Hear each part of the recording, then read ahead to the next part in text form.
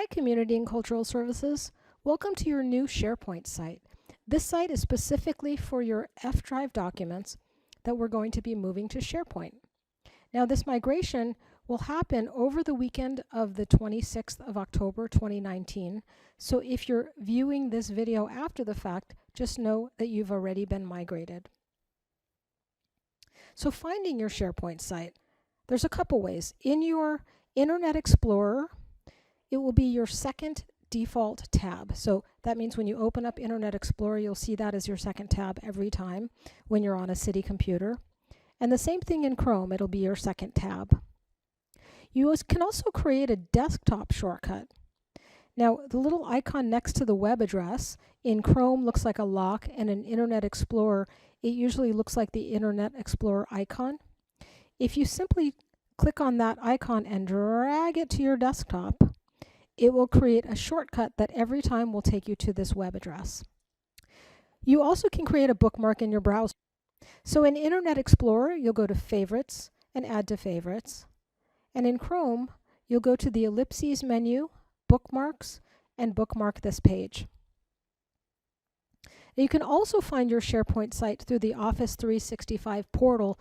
This one takes an extra couple of clicks, but if you go to portal.office.com, anywhere in the world that you have internet access, and you click on SharePoint and start typing in community, you'll see a pick list of all SharePoint sites, and I see Community and Cultural Services Storage Pool on the top of my list. So I'm going to click on that, and here we are. So now that we've found our site, let's talk about finding your files on your site. So you can notice that these icons across the bottom of the page are a mirror image of what you saw on your F drive. So CCS, Share, Administration, Community Rec, Cultural Affairs, and HSD were all the top level folders. So if I click on any one of those icons, like Community Recreation, for example, it will take me to the document library or within the folder of Community Rec. Now, at the creation of this video, we hadn't migrated your documents over yet, so there's nothing in here.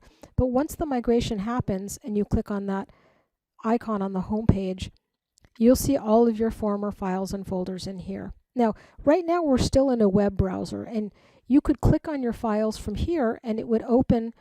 If it were a Word document, it would open in the web version of Microsoft Word. And then if you wanted to open it in the full version of Word, you could click on Open in Word.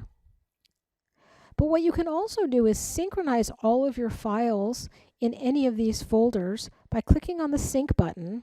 Now, once you do that, you're going to have to click Sync Now and then open Microsoft OneDrive. Now, don't get thrown by the fact that it says OneDrive. I'm not sure why Microsoft did that, but what we're doing is we're syncing this document library. So we're going to be syncing this. And what this means is you'll be able to see all of your SharePoint files in your Windows Explorer if you have a Windows computer, or in your Finder if you have a Macintosh. So let's take a look at what that looks like. So on the left, you can see that I have documents. Now, this is a different site than your sites, a different SharePoint site, because I wanted to show you one where I already had files. Now, I've synchronized, and so you'll see on the right is my Windows Explorer window. There's all of my folders, okay? Now, if I delete a folder from one place, it's going to delete it from the other because these are not two separate copies.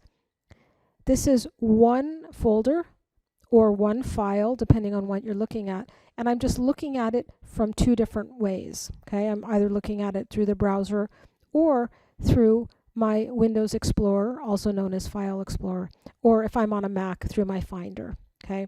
So don't delete something thinking it's a duplicate because it'll be gone from both places. Now, part of the reason that you want to synchronize your files is when you're viewing them through File Explorer or Finder, you can double click on them just like you used to on your F drive, and it will open up directly in the full versions of those applications. If you're working with a PDF, especially a fillable PDF, you definitely want to open it from your Explorer or your Finder because that will open up directly in Adobe and allow you to fill it out.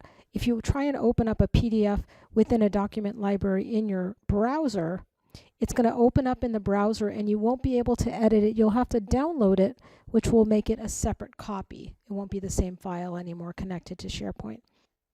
Now, you can add files to either place in a couple of ways. You can click and drag a file if you've got it saved somewhere else. Or in your Word or Excel or any of your Microsoft applications, you can do File Save As, and then you'll see your SharePoint, your synchronized SharePoint sites listed there under City of Santa Monica.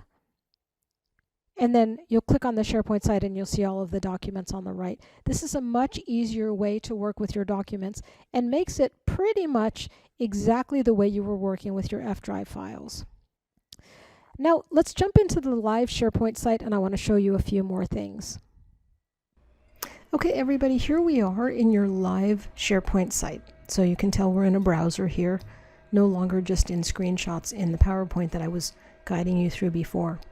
So a couple of things. Wherever you are on this SharePoint site, when you click the title Community and Cultural Services Storage Pool, it will take you back to this home page.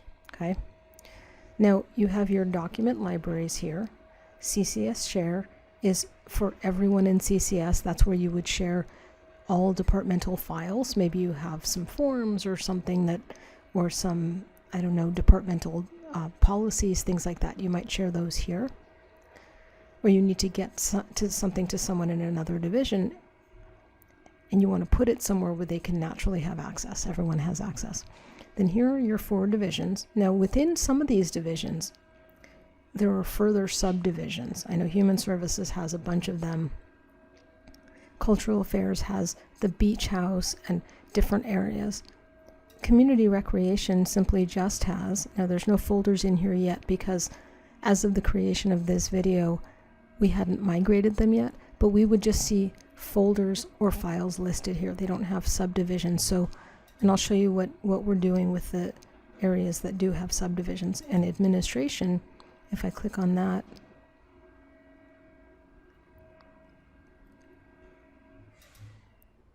here's just straight files and folders. Now there is stuff in there, I just don't have access to it. And that brings up another point about permissions. If you don't have access to any of these folders, you'll still see them and you could still click on them, but you just won't see anything in them. So I mentioned that Human Services has subdivisions. So what Human Services has done is they've done some creative work in here. These are more document libraries. So rather than just putting folders, they put document libraries, and I'll show you more about what that means in a minute. So if you're in PAL or you're at VAP or you're at CREST, you can click on these document libraries and then you'll get into your files. And they did it in kind of maybe a modern way here with some white space and some different icons and different colors. So if I go into any of these document libraries, say for example, I go into Human Services Administration, now they've already migrated some of their stuff. And you'll notice once I'm in a document library, I get this option to synchronize, right? And I talked about that at the beginning part of the video. I showed you what happens when you press sync and then you have to click sync now and then open that. It says open OneDrive even though we're in SharePoint. So if you want to know exactly what that's going to look like when you press sync, go back further in the video. But if I synchronize this document library, what it will allow me to do is see these files in my File Explorer, which is that thing in Windows where you could open it. Let me open it here and bring it into the screen. So here's my File Explorer. It's also called Windows Explorer. If you're on a Mac, you can open up Finder and it'll show you the same thing. So here I am down here. So my C drive and my F drive and my H drive. But if I scroll up under City of Santa Monica, these are all SharePoint sites. You can see in some of my trainings this week, I've synchronized various of your document libraries. So once you have files in there, you'll just be able to click right into the folder and then you'll see all your files and you can work with them right in here. Now, the benefit of working with them in here, there's actually a few benefits. One is I can just double click on this testing for Virginia Avenue Park and it would open up in the full version of Microsoft Word. If I opened it from the browser, so let's go back to HSD and then VAP. And as you saw in the earlier part of the video, if I delete this from the browser, right now I'm in the browser, it's going to also be gone from my file explorer because it's the same file. We're just looking at it through a different window. Okay, imagine looking into your living room at your couch through either the kitchen window or the living room window. It's the same couch. It's not a different couch. If you get rid of your couch, you're not going to see it through either window. And it's the same here with this file. If I were to delete it, or even if I were to add something here,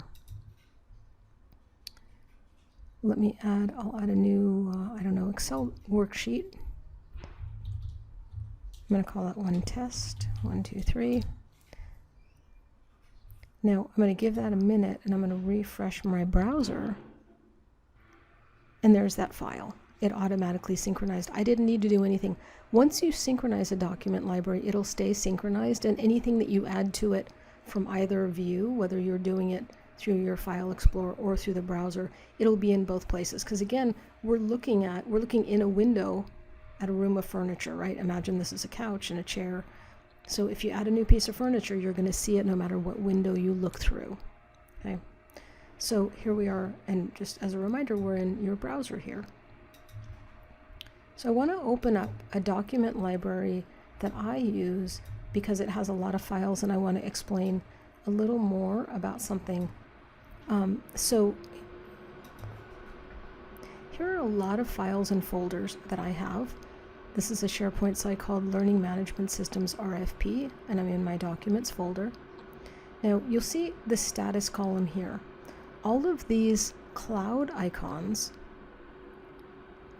mean that this lives in the cloud, and I can open up any one of these documents while I'm connected to the internet.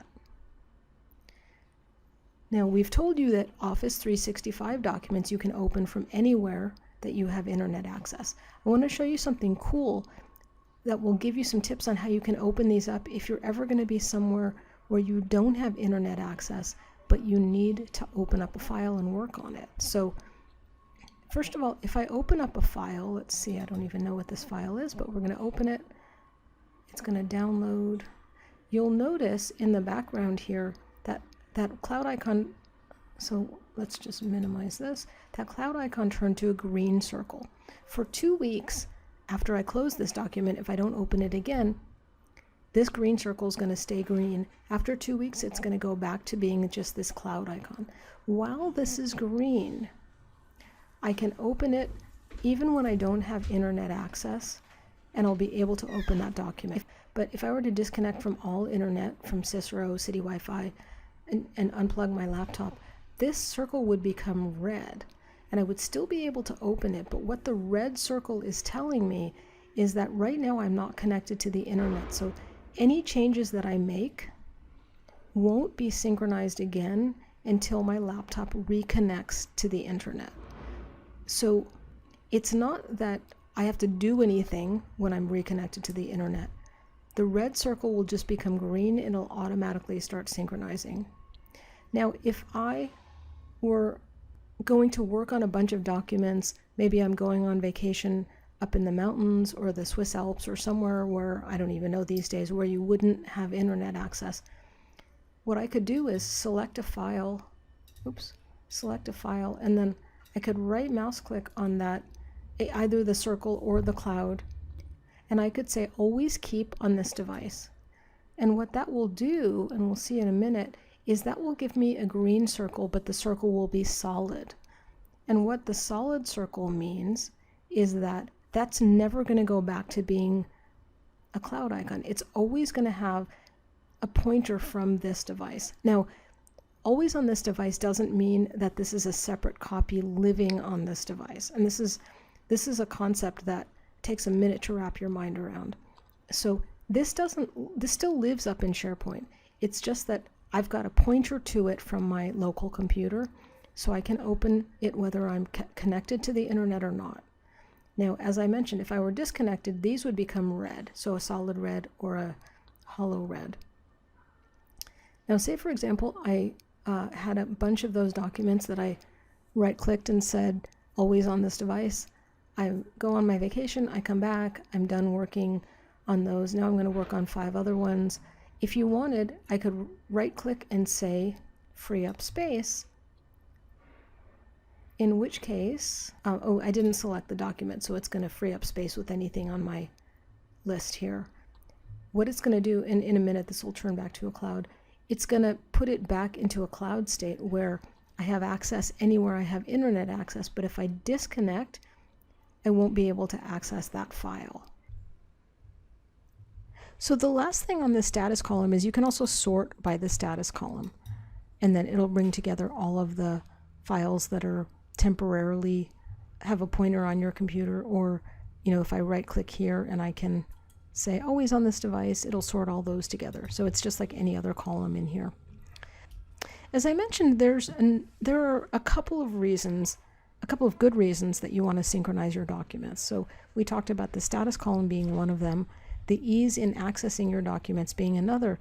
And the last one that I want to talk about is actually there's 2 more. If you open up a document from your browser, let me minimize this, it's going to open up in the browser version of Microsoft Word or Excel, whatever kind of file it is. Now the browser version is pretty good. We've got all of our menus here. We can see there are certain things that the browser version doesn't have. Browser version doesn't have track changes, probably because it doesn't know how to handle that. They haven't advanced the browser enough. Also, if you work with lots of graphics like I do in my training guides, it looks funny in the browser version, and graphics are often in different places, or if I have an arrow pointing from one graphic to another, those look like they're off. So you could, from here, if I opened the file from my browser version of SharePoint and opened it here, then I could say open in desktop app, right? And then I could click on open Word. So I've now clicked 4 times just to get it open in Word. Not a big deal. Didn't spend the majority of my life or anything. But if you synchronize your files, you can double click right in here and it's going to open up in the full version of Microsoft Word. All I had to do was double click. Okay. Now there are a few more things I want to show you. Some of you were just recently upgraded, so you're going to notice some new things here. Now, whenever a file is stored in either SharePoint or in your OneDrive, meaning it lives in the Microsoft cloud, there's some cool new features that you'll see in Microsoft. Up here, rather than what we used to just see, which was the file name, this is actually a drop down, and I see my file name. I could even change it right from there and maybe add a 1 to it, and now that file, in all the places that I could see it, would have this new name. This shows me where this file is saved. And I also have something here called version history. Now, every time I made a change to this document over the years, it saved a version. So here we are. I'm recording this video on the 24th of October. It's 10:20 right now in the morning. And you can see I just made a change. I renamed the document. I also could go back all the way to the beginning of the document, and I can see I created this on March 20th of 2018.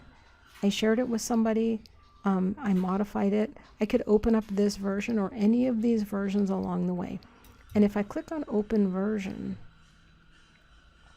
so there's my original document in the background. Here's my opened my version back from that date back on March 21st of 2018. I can either compare these 2 documents, or I could restore it. Maybe this is the one I really wanted to save and someone went in and made a bunch of changes. I could restore and go back to that date. Or if I compare them, now I've not turned on track changes on this document at all historically, but what it did was kind of a track changes version, and it showed me everything that got changed between that date of March 21st and today. Okay, so it kind of forces track changes on everything that happened since the version that you opened. Now that's pretty cool. So what we're looking at here are actually 3 versions of the document. My original document is here. Here's the previous version that I opened, and then here's the compared version. So you'll notice when you go back, you just have to close 2 versions in order to be back at your original document. I can close version history. You'll also notice anytime something is saved in the Microsoft Cloud, you have the option, and by default this is on, for autosave. So if I made any changes in this document right now, they would automatically be saving back to the document on SharePoint. If I didn't want those to autosave, maybe I wanted to play around with the paragraph, but I could just simply turn that off, and it's just a click, off, on, okay? So that's another cool thing about the full version of Microsoft Word.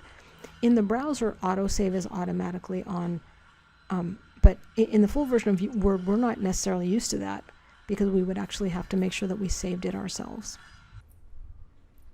So if you also came to one of the live sessions that I did for CCS on your new SharePoint document site, you'll notice that this content that I just covered in this video is very similar. My intention was to provide something for people who weren't able to make it to training. So you can watch this as many times as you want.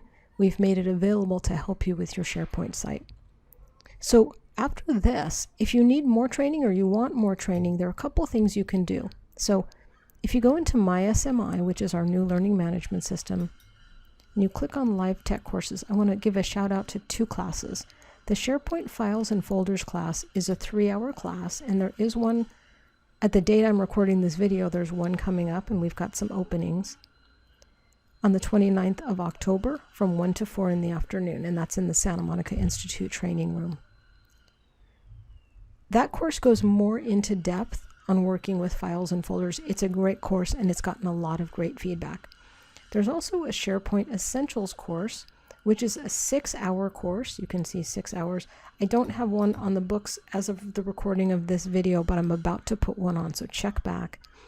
SharePoint Essentials is for people who want to become site owners. So a site owner has more permissions than a SharePoint site. And you may remember that I talked about human services and how they really decked out their document libraries to add more document libraries and then folders within those. They were able to do that because the person who did all this design was a site owner on this site. Now there's a lot that you can do as a site owner beyond just changing the view. There are lots of widgets that you can use. They're called web parts. You can put in functionality and workflow and more things than I could list in a video. So that 6-hour site owner class, or the SharePoint Essentials class, is a great one if you're interested in learning more about SharePoint. You also may over time be using more SharePoint sites than just this document site if you're somebody who works on lots of projects.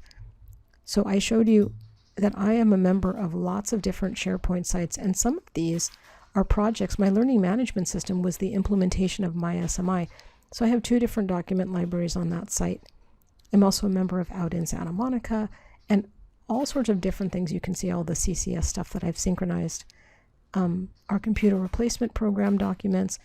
You may over time become a member of more SharePoint sites, and you might even create one for a project that you're working on. This class is a great one for you to be able to learn how to really set something up that's nice and has really nice functionality in it. And the 6 hours are 9 to noon, and then you get an hour for lunch, and then 1 to 4. And it's also a great class for people who want to become site owners. If you're coming just to learn how to navigate files and folders, this would be way overkill for you. You could just take this class. Now we also have, you may have noticed on the welcome page of MySMI, the city has purchased the entire LinkedIn Learning library. And if you wanted in here, if I click on SharePoint, then I have to go back and say LinkedIn Learning. There are a bunch of SharePoint trainings in here. 97 to give you a specific count. Now, a lot of this may be more than you need, but if you're interested in doing more in SharePoint, check that out. And these are free classes to you. You just have to click on them. The first time you log in to a LinkedIn Learning course, these are all through LinkedIn Learning, there's a quick setup, and if you go to the MySMI guides here, you'll see, now we're in Compass right now and we're doing a search on the MySMI keyword. You can see how to access LinkedIn Learning, and there's just a couple of quick steps the first time you log into a course. Then from then on, you just can click on a course and take it. Okay?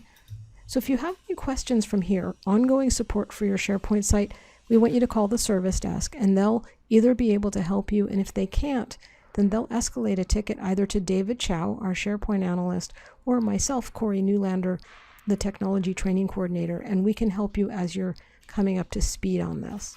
Okay? Congratulations on your new SharePoint site, everybody. Enjoy.